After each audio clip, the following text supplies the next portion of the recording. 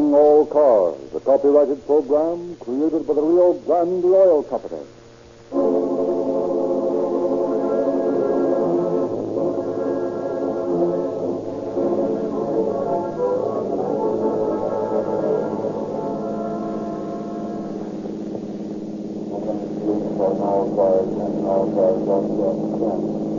Robbery, 1500 block west, 29th Street. Two bandits, both dressed in dark suits, wearing black felt hats and bandanas on their faces. The street is Chevrolet Portrayed, 7 George Street, 783. Keep your eyes open, boys. That's all. Go.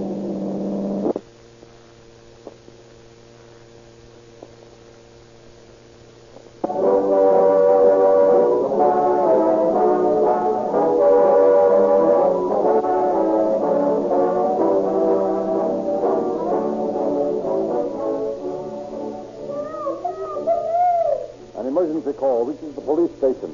The police radio flashes the warning to all cars.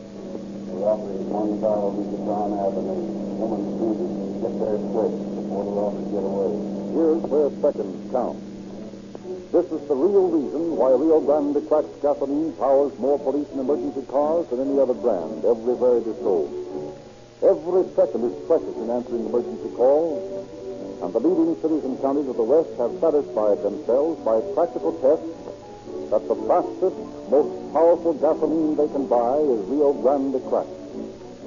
The purpose of tonight's program is not only to entertain you, but also to induce you to use the same gasoline that is specified for the fastest, most powerful cars on the highway. If Rio Grande Cracked gives better performance in these cars, obviously it will improve the performance of your car. You travel the same highways. You, too, need emergency performance from your gasoline many times every day. We not only promise you greater speed and power with Rio Grande Cracked gasoline, but that this gasoline will carry you more miles for less money. Official city records prove this to be true. And if you'll drive into your nearest Rio Grande station, we'll prove to you that it costs no more to enjoy police car performance.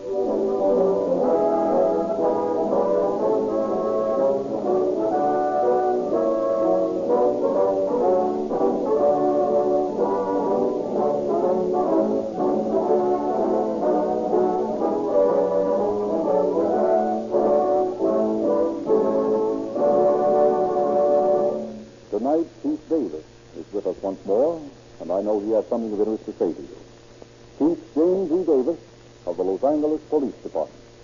Good evening, friends. One purpose of this series of broadcasts is to familiarize the public with the operation of their police department and to enlist their cooperation. You private citizens can be of great help to your police officers. Tonight's case gives a typical example. When you see suspicious characters or suspicious actions, please make mental notes so that in case a crime is committed, you can give the police some practical help.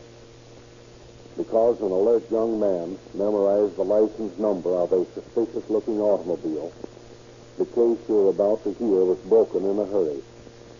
Eventually, our detectives would have caught up with the criminals, for the lawbreakers who get away with it are very rare indeed. But you people who are at the scene of the crime can save a lot of time and a lot of the taxpayers' money if you will keep your eyes and ears open. Memorize the faces of suspected criminals. Remember scraps of conversation. Make notes of automobile license numbers. If you are held up, remember that you will soon be talking to the police, who will ask you for detailed descriptions of the robbers. The more information you can give us, the quicker we can recover the stolen property. We of the police department welcome your help and thank you for your suggestions. You will now hear how an alert amateur detective helped us solve a famous diamond robbery.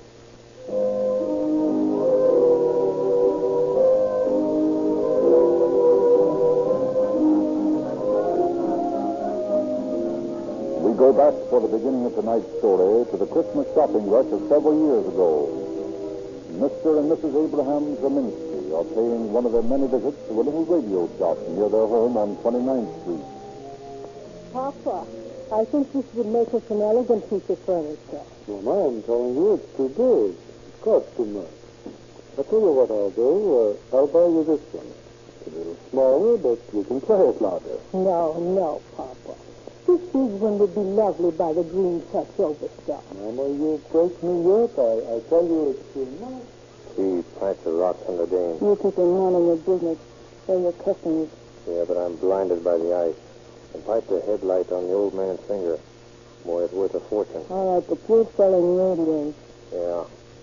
I think Madam will find the Empire console model here will fit in most agreeably with her other furnishings. Papa, did you hear what he called me? Madame. He's paying you compliments, and it's costing me money. Hello, Mrs. Zelinsky. How are you? Hello, Mrs. Mankiewicz. How are you? What a beautiful fur coat. Mrs. Zelinsky, you have been spending on your Rebecca once more, no? Mrs. Mankiewicz, this is costing me money. Oh, Mrs. Mankiewicz, let me tell you, Papa put out $1,500 for this sealskin coat. $1,500? No. Is it possible? You are a good husband, Mrs. Zelinsky. I'll tell you what I do, Mama. I make you a proposition. We go home now, and we buy the radio maybe sometime again later. Perhaps Madam would like to hear the tone of the instrument. No, I know it must be very classy. You know, Mrs. Mankiewicz, Papa is so good to me. He buys me everything I want. You're fortunate, Rebecca. My man is not so. He's a loafer. 14 years he has had his meat market. And what has he got from me? Nothing but 7 kids and a mortgage. I should better be married to your husband. No, Mrs. Mankiewicz. That you cannot do. Papa is mine. Papa is so good to me. Young man, you can wrap up the radio and send it up to our house. You have the address? Yes, ma'am. Did you just say Mrs. Mankiewicz? Married?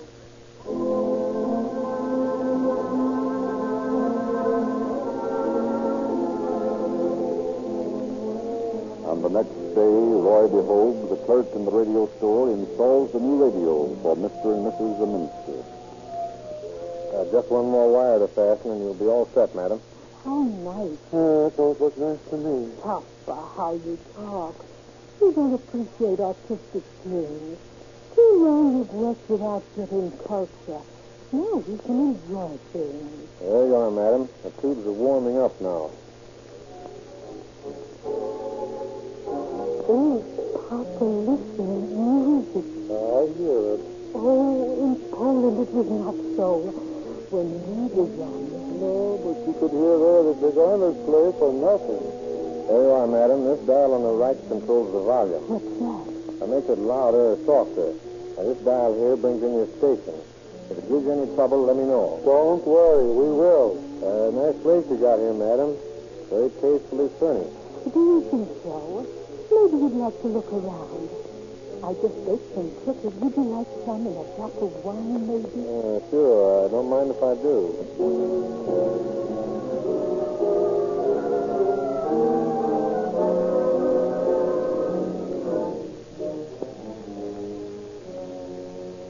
Walter, you never saw such a rocks in your life. Biggest spotlight. Yeah? Yeah, on the level. Must be 10 grand in ice in the place.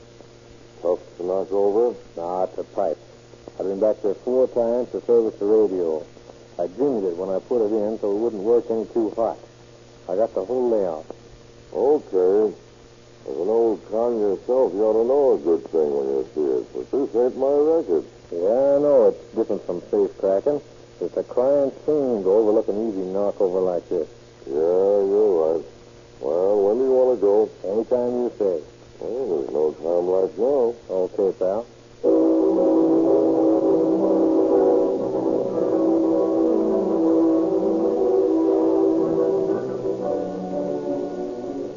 Early in the evening of January 23rd, 1929, a Chevrolet coupe cruises back and forth on West 29th Street.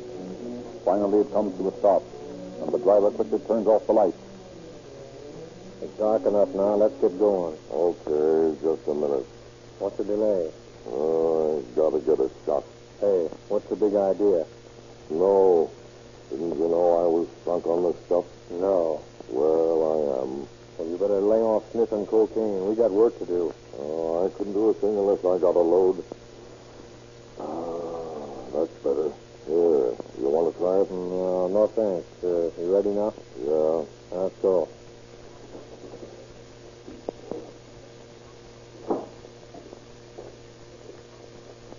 Don't forget now, I'm Gabe, and you're John. Okay. Here's the house. Any dogs? No? Good. All right, let's get these bandanas on. You got yours? Yep. Well, how do I look? Like Jesse James? Yeah, something like that. And here's old Black Bart right behind you. Got your get out? Sure. Let's get going then. Wait a minute. The screen door's locked. You ring that bell like the devil while I cut off the screen. Okay.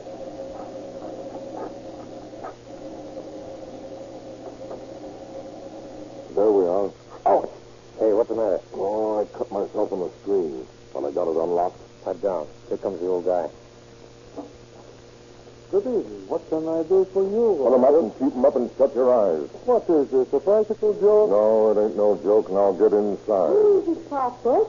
Don't stand there in the draft. Ask him in. They're already coming in, Mama. Shut that door, Gabe. Quiet, you. Put up your hand, too. Oh, don't frighten her, please. Put the guns down. You won't try to run away. Shut up, you. There, put your hands up. What do you want of us? We came for diamonds. Hand them over and be quick about it. What diamonds? We have nothing you would want. Is that so? Supposing you let us be the judge of that. Where are they? I tell you, Shut up. We'll find them ourselves.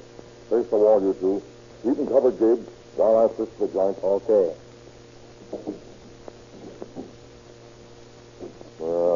Nothing here. Please, mister. That's my wedding limit in Poland. Don't carry it. Oh, shut up. How you doing, John? I guess we'll have to torture it out of them. We can't stay here all night. Wait a minute. Here's a jewel box. Nothing but a piece of string of pearls. Are these real? They are. Okay, well, let's see what's in here. Ah, so this is the $1,500 sealskin coat. Why? How did you know how much it cost? You'd be surprised, lady. But don't worry. You can keep it. We ain't got no use for it. Thank you. Now won't you take the string of pearls and go? Sure. As soon as you tell us where the diamonds are. But I can't. We haven't any diamonds. There must be some mistake. Oh, come on and quit wasting our time. We didn't do any guessing when we muscled in here. We know exactly what you got. We come to get it all. But I tell you that Where's that big rock you usually flash? I don't know what you're talking about. You don't, eh? Well, you'll soon find out. Gabe, take a sheet off that bed in there and tear it up. We'll see how a little torture works. Now, you two, move back into the bedroom. Come on, get going. Now, sit down on the bed. Come on. You don't want your head blown off, do you? Hey, you. There, come on, sit up. What's the matter with you? I have a pain. Well, don't throw any fits. You ain't been hurt yet. Tie the hands behind him, Gabe. Attaboy. Now hobble their feet. Stop! Stop! I tell you where the diamonds are. Now you're talking sense, lady. They're not in here. Untie me and I'll show you where they are. They're in the front room. Carry her in there, Gabe. She don't weigh much. Okay, come on, lady.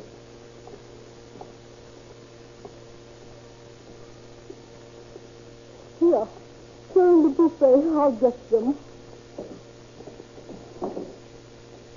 Here, I keep them in my crate. Take them in there. Please, oh, please leave us in peace. Not bad. What'd you give for this dinner ring with the 3 rocks? $2,000. And the marquise cost $500. They're first-rate stone, not a flaw in them. Now are you satisfied? Not quite. I'll take a look at that first myself. Uh-huh. I thought so. Holding out on me. I wanted to keep those things. Those earrings belong to my grandmother in the old country. Please let me keep them. They're worth as much as the ring. I suppose this bracelet's an heirloom, too. And this bar pin. But I know a dame that'll be tickled pink around. Please. Please don't take them from me. Oh, shut up. Come on, we're going back in the other room now. Not bad, John. Pretty fair haul.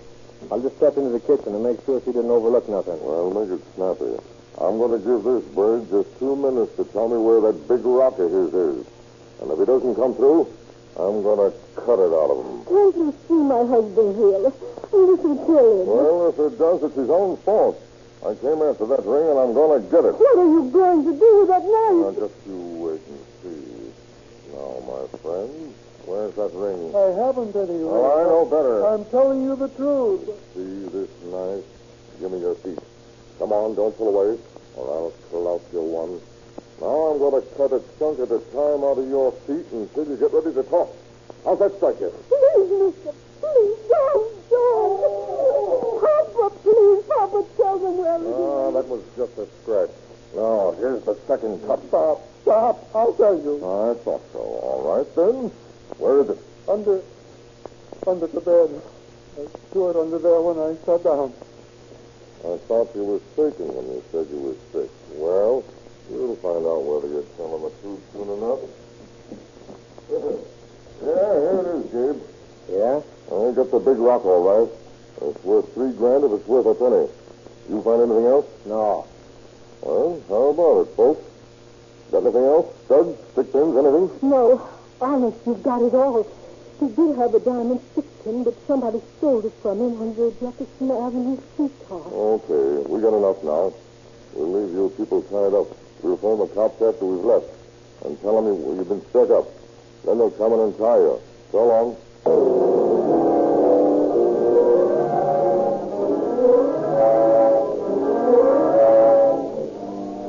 Mrs. Zeminski doesn't wait for the robber's magnanimous offer to call the police, but as soon as the criminals leave, she unlooses the bonds of herself and her husband and telephones the police department. KGPL, the police radio station, broadcasts the call to the car in the neighborhood of 29th Street, and 2 minutes later, Officers Bird and Ashley of University Division arrive at the Zeminski home. The frightened couple tell their story to the police. And then while one of the men were torturing Papa, the other went into the kitchen. What for? I don't know. You better take a look out there, Bert. Okay. Now, would you recognize this man if you saw him again? I wouldn't know them to see them. The chief sergeant, they had bandanas on their faces. But I don't. I know them if I hear their voices.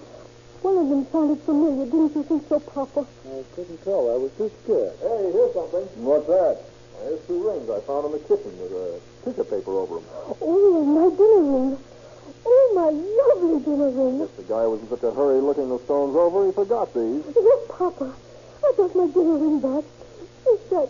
Oh, Papa, aren't you glad? Mama. But what about my big solitaire? We'll never see that again. Well, we'll do our best to recover it, Mr. Zeminski. But you can see we haven't got much to go on in the way of identification. Oh, Papa. Maybe it's them again coming back after the ring. I'll answer it. Get your gun out, Bert. Right.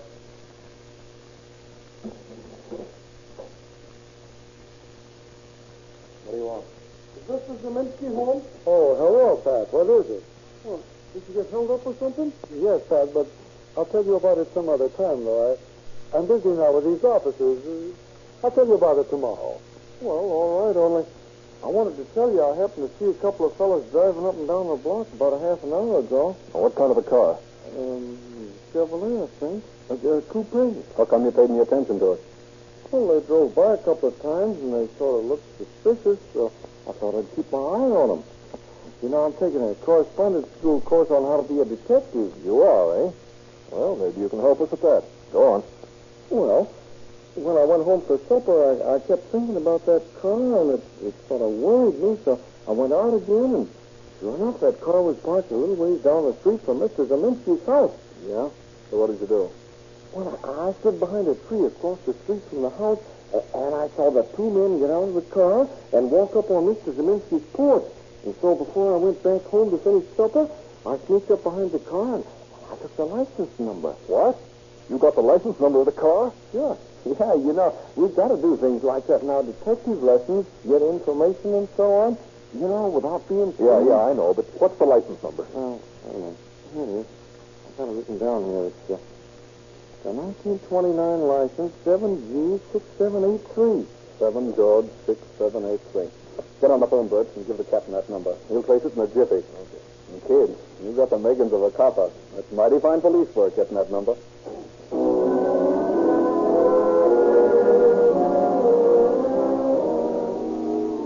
The Department of Motor Vehicles reports that license 7G6783 is registered to one Walter Daly, who lives at the Renard Hotel, San Francisco.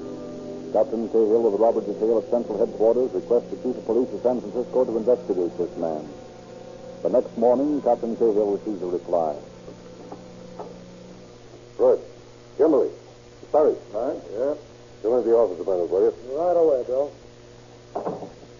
Well, I got a hot tip on that diamond job. Yeah? What is it? It's a wire from San Francisco. Those boys work fast up there. It says, Walter Daly checked out Renard Hotel January 21st. Gave forwarding address, Delroy Hotel, Los Angeles. Reputation unknown. Yeah, you know the Delroy, Bill. No, I can't place it. Sure, it's that dump on the other side of the track. Full of dips and snowbirds. Remember we knocked over Jerry Parker down? Oh, yeah. Yeah, and we pinched a lot of other mugs in that joint. Well, let's get going. We'll ease down there and have a talk with this Daly guy.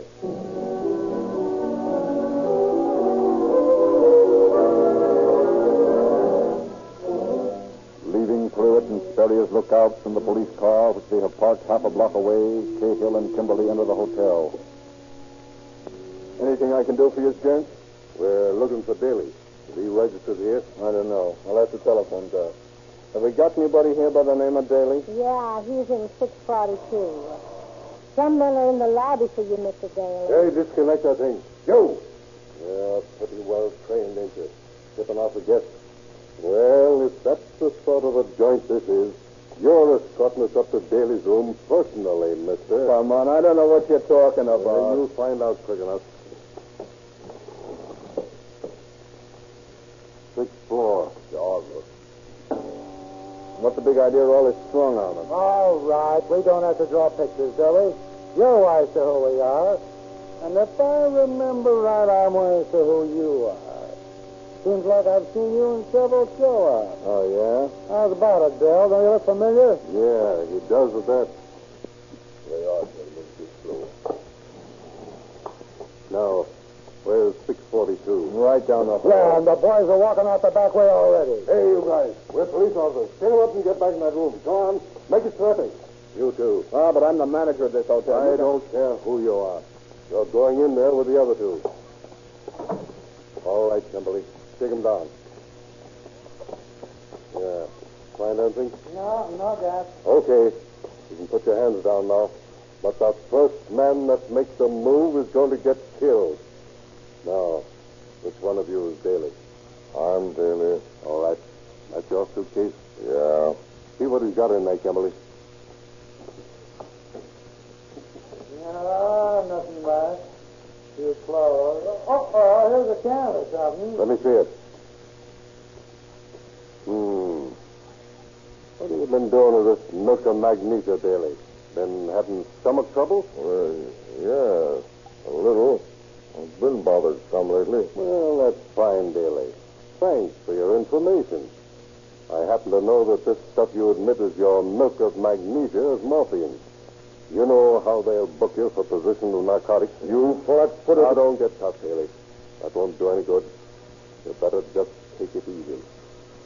Tell us, Daly, who was your partner on that last job? What job? The one you pulled last night. We didn't pull any job. We sort of think you did. You see, Daly, you can usually spot us guys who wear badges, but you never can tell when an amateur detective is staking out on you.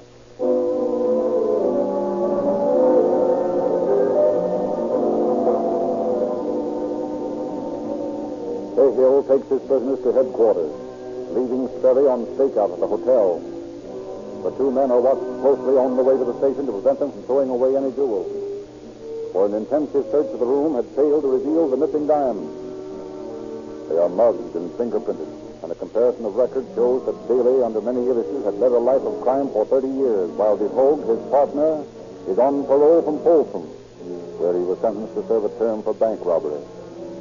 Mr. and Mrs. Leminski are summoned to Central in an effort further to identify the two criminals. If you'll just be seated here, Mrs. Zeminski. Oh, thank you. And you over here, Mr. Zeminski. Kimberly, bring in number one.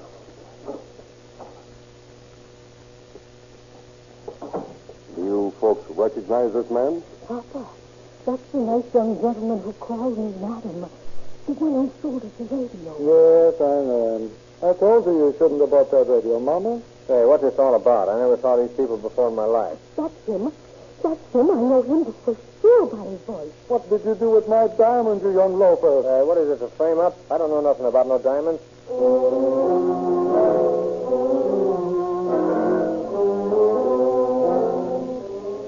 As soon as the Zeminskis heard Daly talk, they recognized him as the other robber. That evening, the questioning of Daly begins. Now, listen. Before you start asking any fool questions, I got a proposition to make to you. Yeah? Well, here it is. Behold, is a young fella. He's got a chance. Me, I'm old. I can't do more than one hitch anyway. I'll die up there. Now, if you file possession of narcotics on me and let the whole go back to stir for violation of parole, I'll tell you where the big diamond is. I can't get the rest of this stuff back to you. We can't make any bargains with you. We want to know what you did with the jewels. Okay, and I won't tell you. Yeah? I think about as much of you mugs as a man in my racket can think of a bull. And you've got a fair idea how much that is. Look here. I'm on the junk. I need a shot, and I need it bad. But I won't spill anything for nothing. That's okay with us, Daly. It doesn't make any difference if you spill anything or not. You bought yourself a one-way ticket to Folsom when I found that can of milk magnesia in your grip. Now, what we want to know is where are the diamonds? Hour after hour, the drilling continues. At midnight, no further progress has been made. Listen, you guys. I gotta have a shot in the arm. I'll tell you where it is. Only give me a shot. Nothing doing, Daly. You come clean right now. Okay. I'll tell you. I threw away the small stones on the way to the station. And the big one I gave to a pal of mine to keep for me. Now do I get a shot? You're lying, Daly. That isn't what you did with the stones. Listen, I tell you. I'll break if you send me up for narcotics. I'll only give the Hogue violation of parole. He's a good guy. I'd hate to see him spend his best days up there.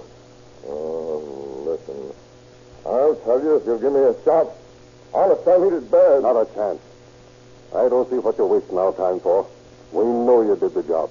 You're going to the big house for it. You can't make a deal with us. You can't get any dope. But you're going to tell us where that big diamond is if we sit here for 6 months. Okay. I'll tell you. I guess it won't do any good anyhow. Well, while I was driving down here to the station, I swallowed the darn thing.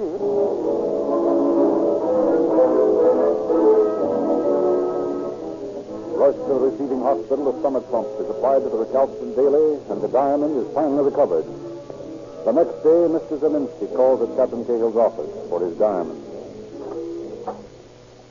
Is this sent from me, Captain? Yes, Mr. Zeminski. Come in. Thank you. Well, yes, sir. Well, here it is. What? My diamond? Oh, Captain Cahill, how can I thank you? Oh, my beautiful diamond. Oh, that's all right, Mr. Zeminski.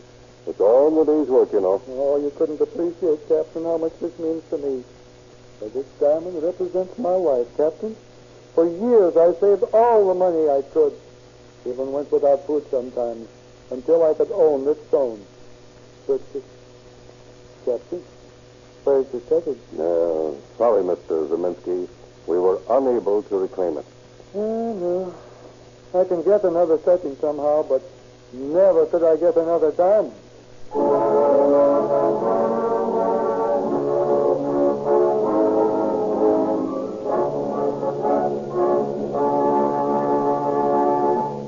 Happy in the return of his property, Mr. Zeminski rewards alert young Pat for his amateur detective work and is delighted to learn that his would-be torturers are made to pay for their crimes. William Daly is given 5 years to life on 2 counts of first-degree robbery and 1 count of first-degree burglary.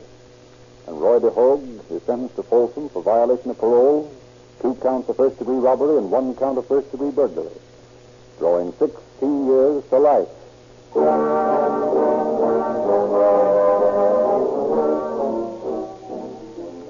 In behalf of the cast of Calling All Cars, I make a special request of all our listeners tonight. We have put in long hours in the writing and rehearsing of this show. We have no means of knowing whether or not you like these broadcasts unless you respond by calling personally at the Rio Grande station in your neighborhood. Won't you drop in there tonight or tomorrow? Ask for a copy of the Calling All Cars News. It's free and full of interesting information about these broadcasts. Take the boys and girls of your family into the Rio Grande station with you so they can talk with the Rio Grande dealer and learn how easily they can get a complete junior detective outfit free. Of course, we hope you will try some Rio Grande cracked gasoline, the same gasoline that is used by many police departments featured on these broadcasts. We are all convinced that there is no finer gasoline made. And so many of the West's largest cities and counties specify Rio Grande crack that there must be a real reason for the popularity of this gasoline. You'll discover the reason when you try a tankful. And we also ask you to let the Rio Grande dealer drain your crankcase next time and refill it with Sinclair motor oil. We feel that Sinclair motor oil gives you greater value, and we'd like a chance to prove it. Thank you.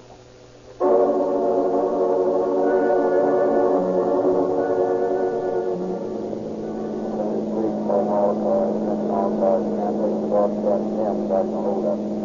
Second, 5 12 gas now. That's all.